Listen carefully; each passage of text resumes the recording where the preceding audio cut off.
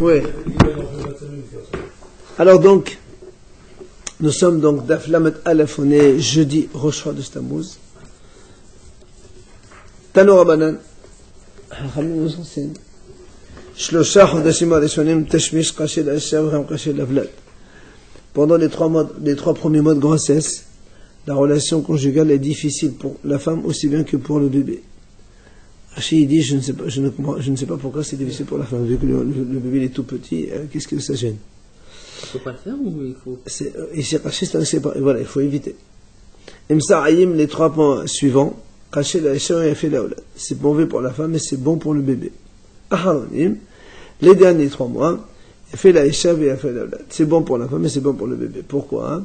Je me torkar, Nimsa Havlad Meluban Mzolaz. Il dit, le dernier trimestre, donc la relation intime fait que l'enfant il soit plus vigoureux et meilleur. Enfin, il sortira meilleur en bonne santé. Tana Hachamim enseigne. Celui qui a une relation le 90e jour, qui est le chauffeur d'amis. C'est comme si qu'il versait du sang. Comment on sait? On ne sait pas quand est-ce que le bébé est conçu, non? Et la malabaye. Mais il dit, il ne faut pas tenir compte de cela, et Hachem protège. Tanora nous enseigne. Il y a 3 associés chez l'homme. Hachem, le père et la mère. Aviou, Mazéa Haloven, Shememena Asamot Viridim Seponaim, le père. Donc la production séminale du père, c'est de là où se forment les os, les nerfs, les ongles, le cerveau et le blanc de l'œil.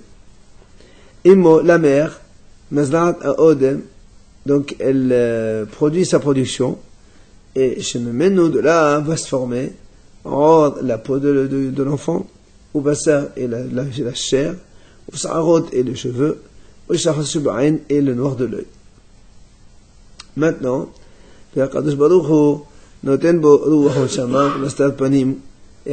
met dans le bébé donc son âme, donc la forme de son visage, et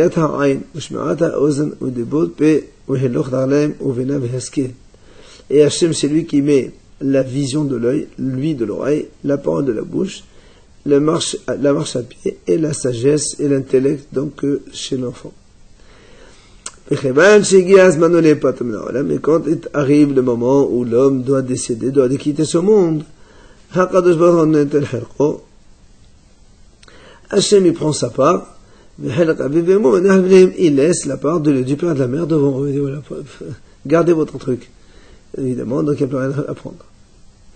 Amar Papa, c'est ce que dira Papa. C'est ce que disent les gens.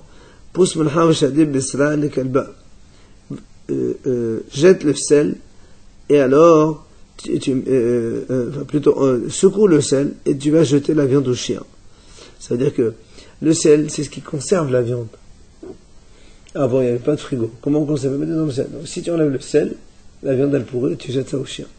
Mais la même chose ici, le père, la mère et Hachem, si tu enlèves ce que Hachem donne, il n'y a plus rien à faire, le bébé il est mort.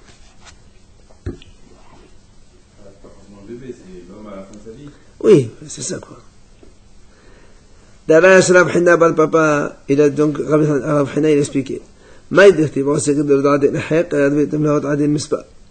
Que signifie le basson qui dit Hachem fait des grandeurs sans fini, et des prodiges sans limite? Qu'est-ce que ça veut dire ça? Il dit viens voir, la mesure d'Hachem n'est pas comme celle de l'homme. Pourquoi? L'homme, il met un objet dans une bourse fermée, et l'ouverture elle est en haut. Et malgré tout, ça fait que et on n'est toujours pas sûr que ça va se garder comme il faut. Peut-être que quelqu'un il va ouvrir, il va prendre la chose. Mais alors que Hachem lui,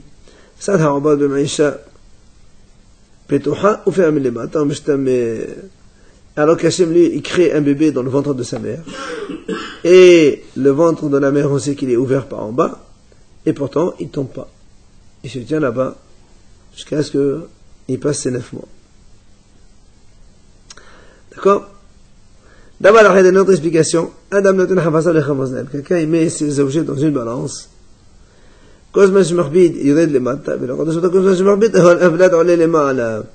Il dit, quand tu mets un objet sur la balance, plus tu alourdis la balance, plus ça va tomber. Et le bébé, c'est le contraire. Plus il grossit, et plus il remonte. On a dit, les 3 premiers mois, il est en bas, les 3 mois suivants, il reste au milieu, et les 3 mois derniers, il monte vers le haut, donc dans le ventre de sa mère. Darash Rabbi Yosef Galilée, il a expliqué Rabbi Yosef.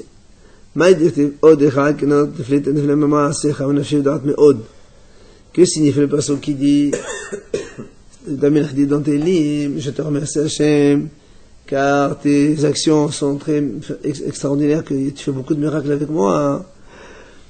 Et mon âme, elle connaît, il dit là encore, viens voir, c'est pas la même chose la mesure d'Hachem comme celle de l'homme. Comment? Medat basavadam. Un homme, Adam notin zedaonim. Quand un homme, il plante, il sème des graines. Oui, quand un homme il sème des graines, eh bien, toutes les graines vont vont produire, évidemment, la même espèce. Oui. Alors que Bélo Kadosh Baruch Hu, Sar Haobad B'Meisha, oui, Cholam Olé les Menechad.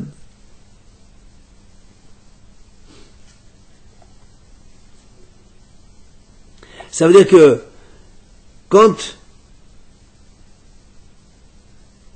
c'est ça, quand un homme il met il sème des graines, chaque graine va donner naissance à son espèce donc différente. Alors qu'Hachem, qu'est-ce qu'il fait? Il met la production de l'homme et celle de la femme, et le croisement des deux va donner naissance à un être identique. Tous les humains, ils sont pareils. C'est pour te dire que tu vois pas que c'est pas pareil, l'homme et Hachem. Oui, mais je sais. D'abord, il y a une autre explication. Sabba noten samanem la yola. Le teinturier, il met l'essence dans la casserole. Après, tu rajoutes de l'eau et tu fais travailler tout ça. Donc, ou bien tout ce que tu mets comme vêtements à teindre, ils vont tous être teints de la même couleur. Mais alors,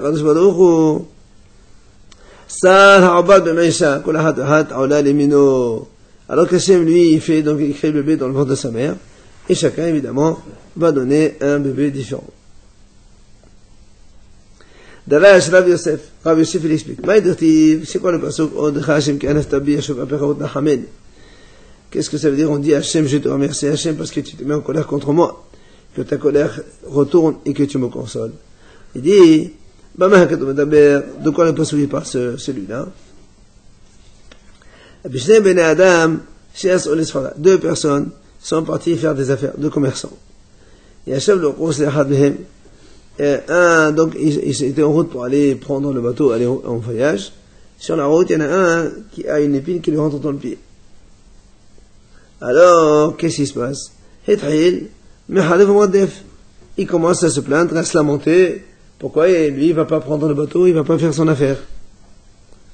Les amis,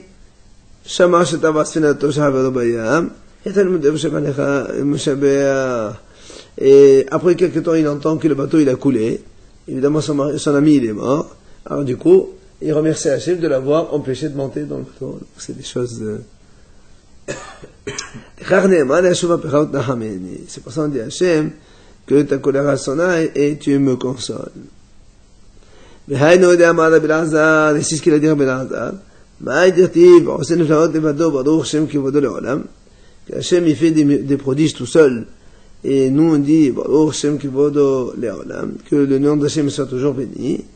Eh bien, c'est-à-dire que même les gens à qui Hachem fait des miracles ne se rendent pas compte du miracle. Donc des fois on ne se rend pas compte du tout, et des fois on se rend compte un peu plus tard.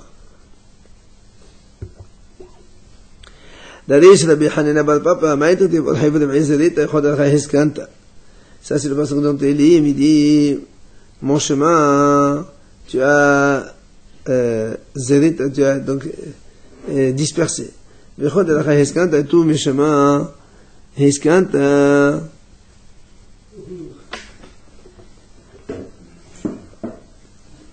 a priori, ça veut dire, Heskant, ça veut dire sakana. Ou bien caché. Qu'est-ce que ça veut dire tout ça? Il dit, Melamed, שלא נוצר לאדם מן כל הטבע, אלא מנה ברור שבה. Ça veut dire que l'homme, quand il est créé, il n'est pas créé à partir de toute la production de l'homme et de la femme, mais seulement à partir d'une goutte, une micro-goutte que Hachem va donc trier et va créer de elle ce bébé. Tana dit Rabbi Ishmael, il a dit, on enseigne de l'Ishmael Rabbi Ishmael Mashallah et Adam, שזורי בבית הגרנות, נוטל את האוכל מניחת הפסולת. C'est comme quelqu'un, évidemment, qui est en train de vanner sa récolte dans le champ. Qu'est-ce qu'il fait? Ben, il jette il garde de manger et le déchet, il est donc évacué. Qu'est Rabbi Abahu, comme il a dit Rabbi Abahu? Rabbi Abahu, il a objecté deux psukim. D'un côté, qui était Betzedin Chai.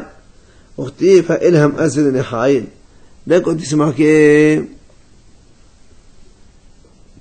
Betzedin, ça veut dire donc ça veut dire disperser. Et après, il y a marqué Aham azrin, ça veut dire au contraire, Aham azrin, ça veut dire donner la force.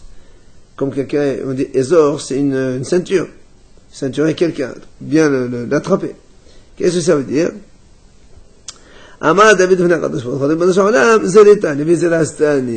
C'est-à-dire, d'abord, tu m'as purifié, et après, tu m'as donné des forces. C'est un petit peu la production, donc, à partir de laquelle est créé le bébé. Dans la Rabbi Abahu, il a expliqué,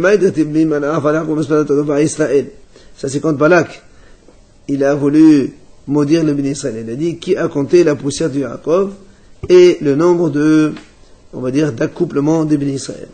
Mais la Med, il dit en enseigne que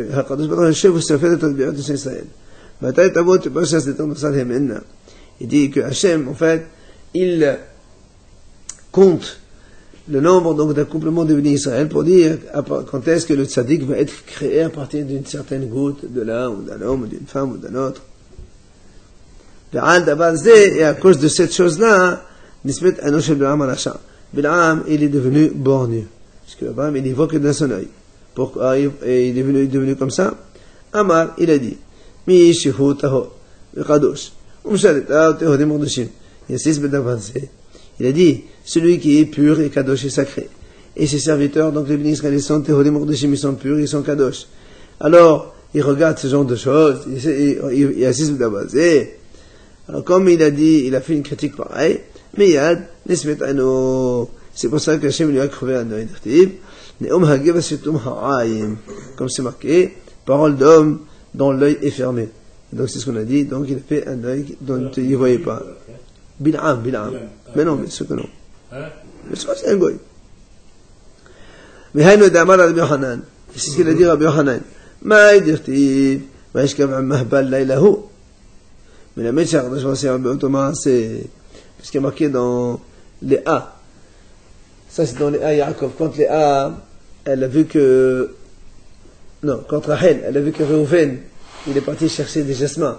Il a cueilli des jasmins. Elle a dit à Léa, donne-moi un petit peu de jasmin. Elle a dit quoi? Les quoi? Mandragore. On appelle ça les mandragores. Rachel a dit Yasmine. Bon. Et donc, Rachel, elle a dit, allez, donne-moi un petit peu de ça. Elle dit, oh, quoi? Non seulement tu me prends mon mari, mais en plus tu veux me prendre les fleurs. Alors elle lui a dit, tu sais quoi? Donc ce soir c'est mon tour, je te donne mon tour, que Yaakov il va avec elle ce soir-là.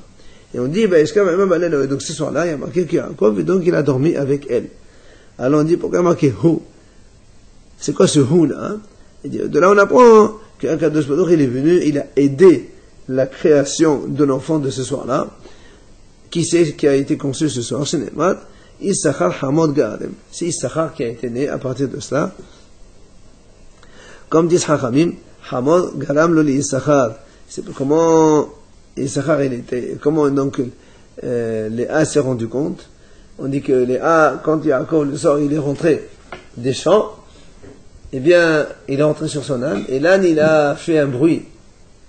Quand Léa a entendu le bruit de l'âne, elle a compris qu'Yaakov, il est arrivé. Alors, elle lui dit, écoute, parce que si Yaakov, il arrive, il rentre dans la chambre, donc dans la tente de Rachel, c'est pas beau de lui dire, tu sors de là-bas, tu viens chez moi.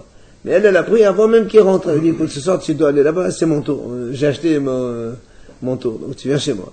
C'est grâce à l'âne que Léa s'est rendu compte, et donc, Yaakov est arrivé, et Sarah, Hamor, l'âne, il a provoqué la naissance de Sarah.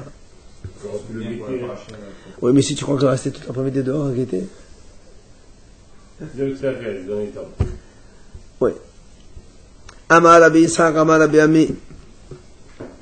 Il a dit Rabbi Ishaq au nom de Rabbi Ami. Isha mazdat ihla yulid zakhar. Ish mazdat ihla yulid nakama shne. Ma shakid azda bi yalid zakhar. Il dit comme ça. Si c'est la femme qui produit la première, c'est un garçon qui naît. Si c'est l'homme qui produit le premier, c'est une fille qui naît. Comme c'est marqué, hein?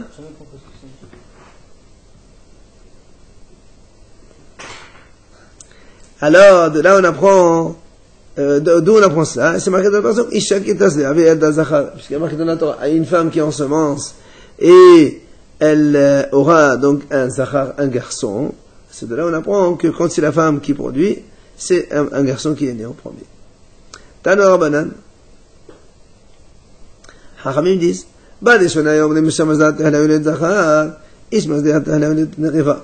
donc avant il disait que lorsqu'une femme elle produit la première, c'est un garçon qui naît.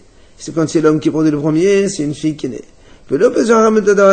Hachamim n'ont pas donné d'explication à cela. D'où ils savent tout ça? Est-ce qu'il est venu Rabbi Sador, il a donné une Qu'est-ce qu'il a dit? C'est marqué dans la Torah justement à propos de Léa. C'est marqué comme ça. Voici les enfants de Léa qu'elle a accouché à Yaakov, et plus Dina, sa fille. Parce qu'en hébreu, il y a marqué Dina Bitto. Bitto, la fille de Yaakov. Donc on dit les garçons, on dit les enfants de Léa. Et la fille, on dit la fille de Yaakov. Donc tu vois bien que les garçons, on les a fait dépendre de la maman, et la fille, on l'a fait dépendre du papa Yaakov. C'est pour ça que les filles sont plus producteurs et les garçons de la mère. Si tu veux. Hein? Si tu veux. Donc les garçons dépendent de la femme, et la femme dépend des filles, des mâles. Il a dit, parce que de là on comprend pourquoi c'est... C'est ça. C'est une explication, ça? Parce qu'il y a marqué là, il y a marqué les concours. Ouais, c'est ce qu'il dit arabe. ויהיו בני אולם אנשים גיבור אחד דרכי קשת ומרבים בנים ופנפנים. Il dit, il y a un passage qui est marqué comme ça.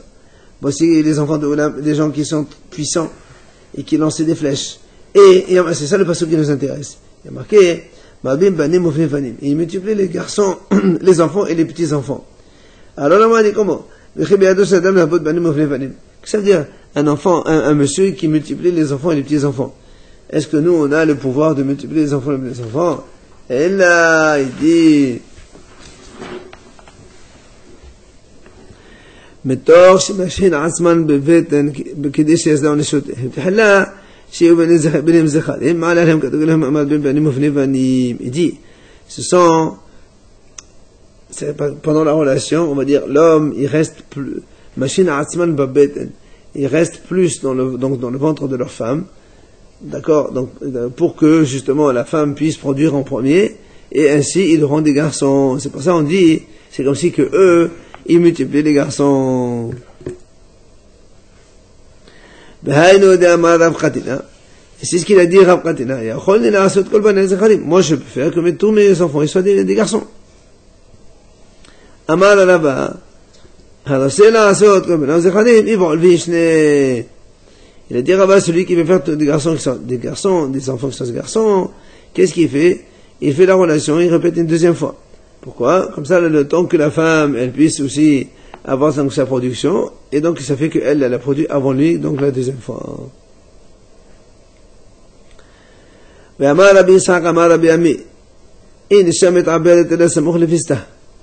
femme, elle devient enceinte, elle a proche de son WC, c'est-à-dire de ses règles. Ce qui n'est pas vrai, puisque en général c'est plutôt proche du mikvé. Pas, parce que l'approche des règles, on est à la fin. Il y a pas rien. C'est ça. Hein? Absolument.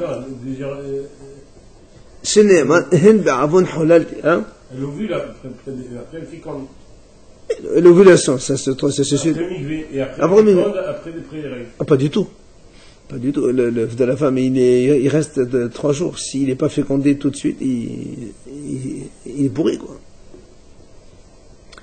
Alors, donc, il a dit que c'est marqué dans le bassin, comme ils disent, c'est comme c'est le péché. C'est-à-dire que l'homme, il a été formé proche du péché. Le péché, c'est proche des règles de la femme. Mais Rabbi Hanan, il dit non, Samour la tevela,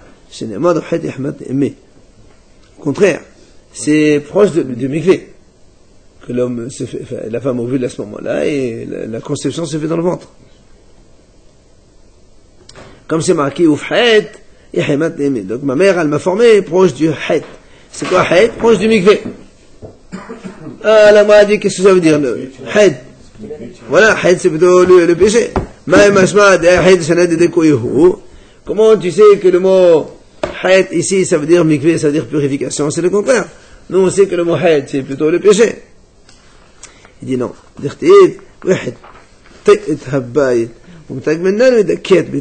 dit parce qu'il y a un passage dans lequel, à propos des maisons, quand il y a des tasses de lèvres dans les maisons, il y a un passage dans la Torah dans lequel c'est marqué le mot hété, ça veut dire il purifie. Donc vous voyez bien que le mot hét, ça veut dire aussi purifier. Ben, c'est pour te dire que le pasouk, non, le pasouk qui a dit que le bébé se forme près de la purification, près du mikvé. Donc c'est pas vrai ce qu'il a dit. Oui, c'est mahloket. Notre version. Ou bien je peux te dire dans notre pasouk, voilà, il y a un autre pasouk qui dit tu me purifies avec la branche d'hysope. C'est quand on fait les aspersions avec les cendres de la vache rousse, on prend la branche d'hysope, on fait comme ça. Et le Torah a employé le mot pour dire purifier. Alors que le mot het, ça veut dire donc faute. Et ici on voit que le mot het, ça veut dire purifier. Donc tu vois bien. C'est le bois. Non, het c'est purifier, ça veut dire purifier en hébreu. Ça veut dire que l'enfant, il est créé pendant. Ici, justement, c'est ça où on veut nous enseigner que le mouhed, ça veut dire aussi purifier. Ici, ou bien, par rapport à ce que les cendres de la vache rousse vont purifier l'homme. On dit de là, on comprend que l'enfant, il s'est fermé près de la purification, qui est le mikvé, donc.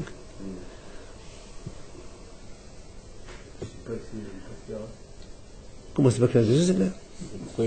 Non, mais c'est vrai, pourquoi le mikvé uniquement par rapport à l'enfant? Oh, monsieur, la fécondation, elle est au proche du mikvé, non? Mais tous les mois. Mais ça va, proche du mikvé. Non, mais on parle de péché. Non, on parle pas de péché ici. On parle que le Rav, il a dit que la conception de l'enfant se fait proche du mikvé. C'est tout. Alors, proche de la faute. Non, pas la faute, proche de la purification. C'est à deux significations. Ouais. Alors, si c'est proche de la purification, il peut être au début du mikvé ou à la fin du mikvé. Ah non, la fin du mikvé, quand on n'est pas proche de la purification. Ah ouais, après 14 jours, quand elle va avoir ses règles, la femme, elle est proche de sa purification. Elle s'approche de cette période où elle va être la mikvé. Le bruit, c'est 14 jours plus tard, monsieur. On n'est pas proche. Allez, quand c'est un garçon qui naît, la paix vient dans le monde. Ah, c'est pour ça que tu préfères les gars. Comme il est dit dans le passage, envoyer un cadeau au gouverneur. Hein? C'est quoi cette vision? Pardon? Ça mène la paix dans le monde. Oui. C'est un passage. C'est Il y a marqué envoyer un cadeau pour le gouverneur. Et Chachamim dit Zachar, Zeka. Voilà, Zachar, complément 2, ça c'est un cadeau. Le quoi? Un cadeau. Parce que quand on envoie un cadeau au gouverneur, c'est ça la paix. Comment il dit, comment il dit, Zachar, Zeka. Coupe, car. Ça, c'est car c'est un cadeau. Dans un cadeau, on envoie au gouverneur pour avoir la paix. Et Amar Rabbi Zachar Ba'olam, Baki Kado Beyado. C'est-à-dire, un garçon, quand il vient dans le monde, il vient avec sa parnassa, son pain avec lui. Comment tu sais? Zachar Zeka. C'est le passage qui dit comme ça, que ça c'est, je crois que c'est Elisha. C'est sûr que la fille, Elisha, quand il a marqué, il aura préparé un grand pain, un grand sérouda. Donc le mot car, ça veut dire la sérouda, il apporte la parnassa avec lui. Ne'eva, quand c'est une fille qui naît, elle vient sans rien. Pourquoi? Ne'eva, Ne'kiya ba'a. Elle vient seule. Adam, Ramzoné, la Yahvela. Avant qu'elle le demande, on ne lui donne pas. Donc il faut qu'elle prie d'abord pour qu'Hachem lui donne. Oh là là. Normal, c'est Khalcha, Allah Ibn. Comme il a dit, Lavan à Yaakov, dis-moi ton salaire, je te donnerai.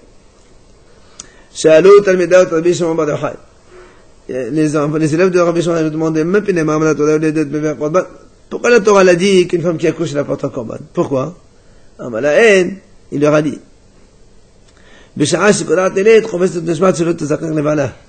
Parce que quand elle va accoucher, comme c'est trop difficile, elle jure de ne plus avoir de relation avec son mari. Donc la Torah l'a dit, elle apporte un korban. Alors, attends, mais si elle jure, c'est qu'elle est méside. Or, le korban, c'est quand on fait des fautes involontaires, quoi, volontaires. Et au Bahalat, il faut qu'elle fasse une Tarat Nedarim. Mais ça, c'est méside. Mais il dit, Korban Shua Ba'etouye.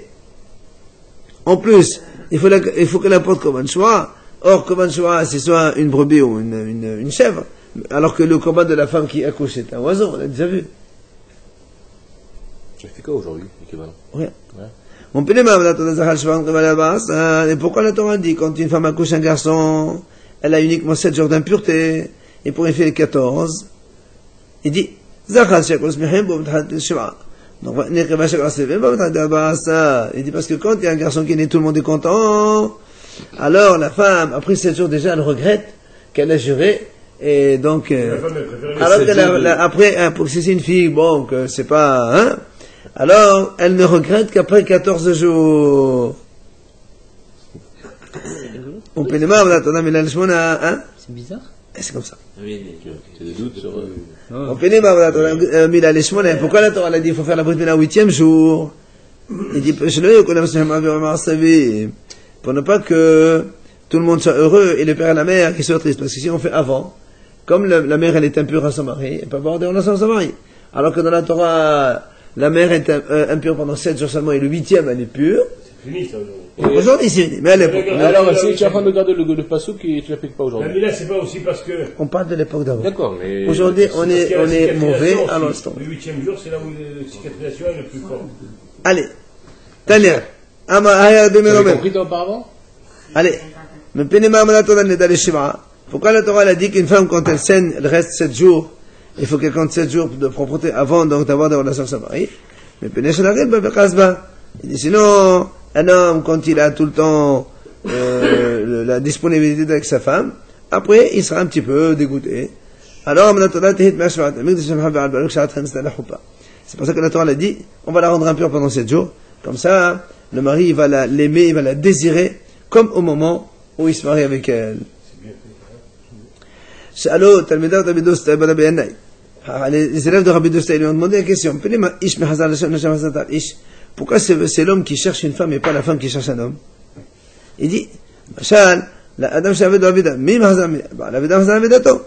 il dit, c'est comme quelqu'un qui a perdu un objet. C'est qui cherche? C'est l'homme qui cherche son objet. Or la femme, voilà. La femme, elle était apportée à partir de la côte d'un homme. Hachem, il l'a prise, il l'a mise quelque part. Alors l'homme, il cherche, où elle est ma part. Comme le professeur. On peut les ish pendant le matin, chef aller là. Clapé ish.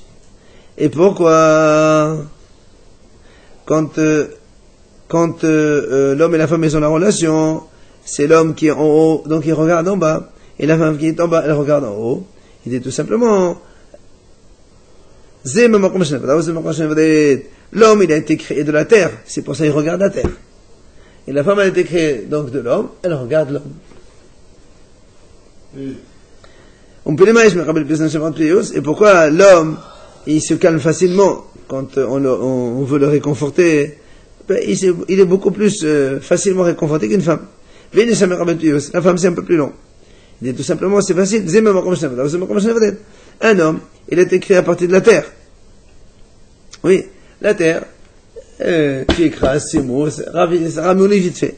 Mais l'homme, elle a été créée à partir de la côte. La côte, c'est un os. L'os, c'est dur. Il faut... Voilà. Mais pourquoi la femme, elle a une belle voix et l'homme n'a pas de belle voix? Là aussi, la même chose, il dit. Parce que là, la même chose. L'homme, il a été créé de la terre, donc la terre, c'est pas sonorifique. C'est pas, il n'y a pas de son dans la terre. La terre, c'est, mais la femme, non, au contraire, c'est, Les hommes, ils donnent des belles voix, pourquoi? c'est la femme. Pourquoi c'est pas vrai? Allez, je t'en prie. Et alors que la femme, elle est à partir donc des os, c'est dur, ça donne du son. Si tu vois les noirs, les blacks, là. On avance juste la Mishnah et c'est bon. Blot Kotim, allez messieurs. Les filles des Goy, bon, les Kotim c'était les Goy d'avant, donc c'est une espèce de secte différente. Mais en tout cas, on dit comme ça. Nidot, mais Satan. Elles sont Nida dès leur berceau. C'est-à-dire, même un bébé de 1 jour, 2 jours, 3 jours, s'il saigne, il est Nida. Ça existe, quoi? Bien sûr. Aujourd'hui aussi, non? Une femme Nida, c'est pareil. Non, il parle des bébés qui dorment. Au cas où il y a une anomalie, bah oui. Et la fille juive? C'est la même chose. Alors pourquoi tu dis? C'est la Gemara qui pose la question. Vers à côté, et les goïms hommes, ils rendent impurs tous les endroits sur lesquels ils dorment, où ils s'allongent, où ils s'assoient. Pourquoi? Mais pénéchez voir l'anecdote. Parce que justement, comme ils ont des relations avec des femmes nidda, les goïms, donc du coup, c'est comme les femmes nidda, ils rendent impurs tout ça. Et ces femmes donc des Koutim, elles comptent, elles font les comptes justement pour n'importe quel sang. C'est pour ça que, parce que elles aussi elles font mikvé, elles font tout ça. C'est des juifs. Le problème c'est que comme elles font des fois des comptes même pour des sangs qui sont purs, donc elles comptent. Imagine, elle voit du sang. 2 secondes, elle voit du sang. Elle dit, bon, imagine aujourd'hui on est compte. Je dis, elle voit du sang. Elle dit voilà, aujourd'hui je compte 7 jours. Le problème c'est que ce sang là il est pur. Mais 3-4 jours plus tard, elle voit du sang qui est vraiment impur. Or, elle doit compter à partir de plus tard. Ce qui fait qu'elle est impure tout le temps. Comme elles vendent des réglés. Voilà. Par contre, on n'est pas contre quelqu'un, il a touché, il a été rendu impur par cela. Il n'est pas hayav korban quand il rentre au Beth Amikdash dans cet état. Qui, le sujet final? Le monsieur. Ah, pas le juif. Le juif qui touche des habits ou des choses sur lesquelles ils étaient assis, ces gens-là, alors qu'il est tamé. On dit, il apporte un korban. Non, c'est pas un juif. Si. C'est pas un juif qui touche le monsieur qui est comme ça, qui fait ça. Celui-là? Si, c'est ça. Soit il touche le monsieur, soit il s'assoit sur sa chaise, soit il dort sur son lit. Pourquoi? Il dit parce que comme c'est un safek, voilà, c'est ce qu'il dit. On ne brûle pas non plus la trauma quand il la touche, parce que, me péné, c'est tomate un safer. Parce que c'est une tomate qui est safer. C'est pas sûr que c'est tamé, on ne sait pas nous. Donc, comme on ne sait pas, alors, on n'apporte pas de korban, ni on ne brûle pas la trauma. C'est facile aujourd'hui. Une double bracha pour Michael.